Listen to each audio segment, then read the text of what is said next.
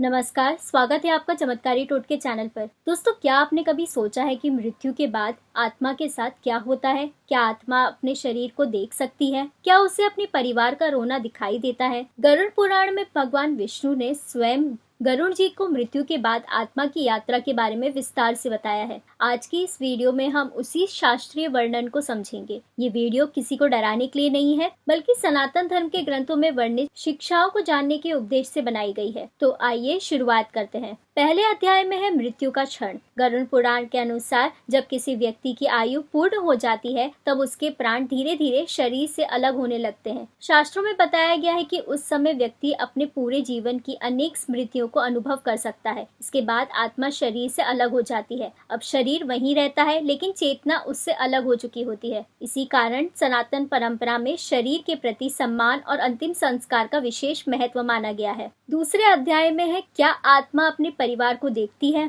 गरुड़ पुराण में वर्णन मिलता है कि शरीर से अलग होने के बाद आत्मा कुछ समय तक अपने परिचित स्थानों और अपने परिजनों के आसपास रह सकती है। वह अपने परिवार को रोते हुए देखती है, लेकिन उनसे संवाद नहीं कर पाती। यही कारण है कि सनातन परंपरा में मृत्यु के बाद शांत वातावरण, प्रार्थना और भगवान के नाम का स्मरण करने की परंपरा रही है। धार्मिक मान्यता है कि इससे दिवंगत आत्मा की यात्रा के लिए शुभ वातावरण बनता है। तीसरे अध्याय में है पहले 24 घंटे क्यों महत्वपूर्ण माने जाते हैं। गरुड़ पुराण के अनुसार मृत्यु के बाद का प्रारंभिक समय आत्मा के लिए परिवर्तन का समय माना जाता है। इस अवधि में परिवार द्वारा किए जाने वाले धार्मिक कार्य जैसे भगवान का नाम स्मरण, मंत्र उच्चारण और श्रद्धा के साथ अंतिम संस्कार विशेष महत्व रखते हैं। शास्त्रों में ये भी बताया गया है इन कर्मों का उद्देश्य आत्मा की आगामी यात्रा के लिए मंगल कामना करना है। इसी कारण विभिन्न क्षेत्रों में अंतिम संस्कार की परंपराएं विकसित हुई है। चौथे अध्याय में है यमदूतों का वर्णन। गरुड़ पुराण में यमदूतों का भी उल्लेख मिलता है। ग्रंथों में बताया गया है कि वे धर्मराज यम के दूत हैं, जिनका कार्य आत्मा को उसके कर्मों के अनुसार आगे की यात्रा पर ले जाना है। ध्यान देने वाली बात यह है कि विभिन्न अध्यायों में